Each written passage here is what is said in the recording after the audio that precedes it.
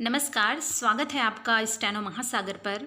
जिनका पेपर बहुत अच्छा बना है उनको बहुत बहुत बधाई, और जिनका पेपर नहीं बन पाया वे निराश ना हो, कंटिन्यू प्रैक्टिस करते रहें, क्योंकि अगले 3 महीने में दिसंबर में आपका बैक का पेपर होना है।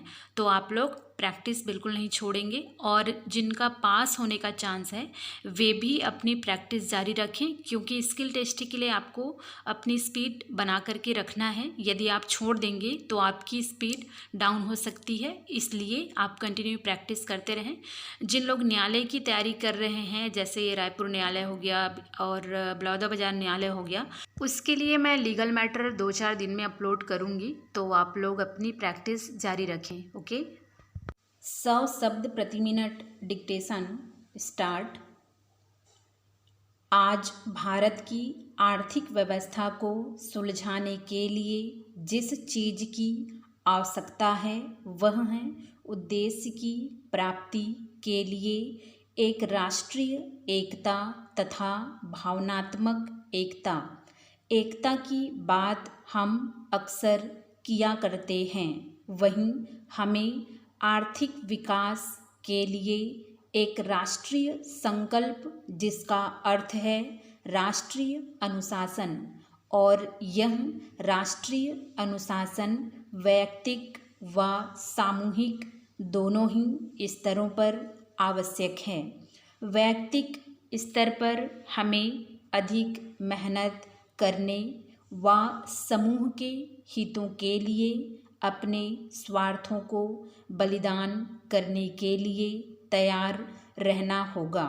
सामूहिक रूप से कार्यरत रहते हुए, चाहे सरकार में या किसी अन्य रूप में, हमें अपना ध्यान उत्पादन और उत्पादकता, पूंजी निर्माण और विनियोजन, विज्ञान और तकनीकी ज्ञान पर केंद्रित करना है।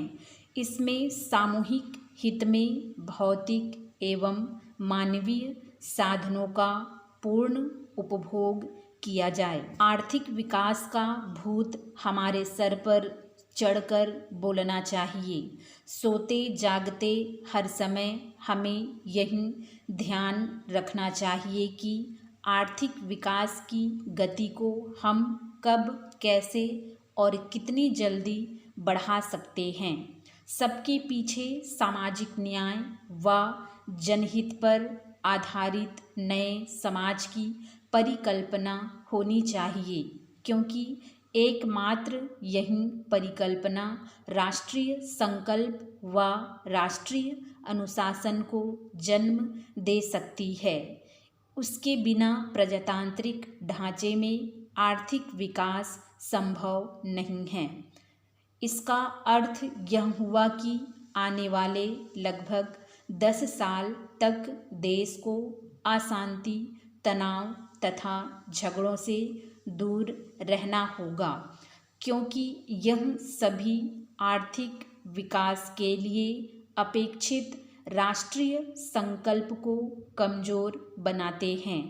अर्थात उत्पादन को कम करने वाले सभी कारण, जैसे तालाबंदी, घेराव, हड़ताल तथा प्रदर्शन हमारे राष्ट्र में नहीं आना चाहिए।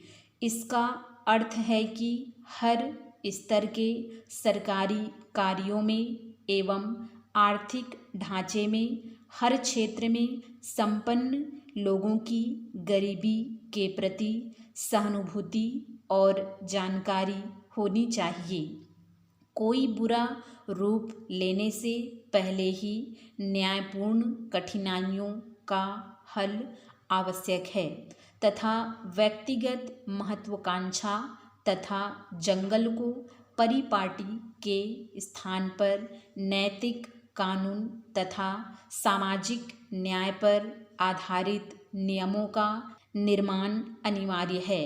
कठिन परिश्रम, सादा जीवन, अधिक बचत, उत्तरदायी विनियोजन, अनुशासन, सामूहिक प्रयास तथा राष्ट्रीय विकास, यही वे शर्तें हैं जो प्रजातंत्र, अहिंसा, न्याय के शासन व परंपरागत भारतीय मूल्यों के अनुरूप अपेक्षित आर्थिक विकास संभव बना सकती है।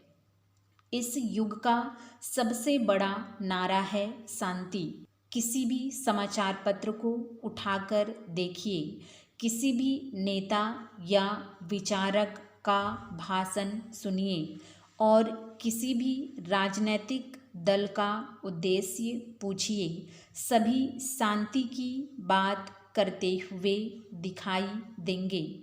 इसमें कोई संदेह नहीं कि आज ही नहीं, प्राचीन युग में भी शांति, चाहे वह आध्यात्मिक हो, चाहे भौतिक, चाहे राष्ट्रीय हो, चाहे अंतर्राष्ट्रीय, मानव जाति की सबसे बड़ी समस्या रही है। वह हमारा अत्यंत प्राचीन ही नहीं, अत्यंत प्रिय शब्द भी रहा है। किंतु जिस प्रकार धर्म के नाम पर अधर्म और पुण्य के नाम पर पाप को आश्रय मिलता रहा है, अणुआयुधों का विस्फोट किया जा रहा है और नए नए भयंकर से भयंकर शस्त्रों का आविष्कार करने में शक्ति लगाई जा रही है, वस्तुतः शांति की आवश्यकता आज पहले से अधिक है।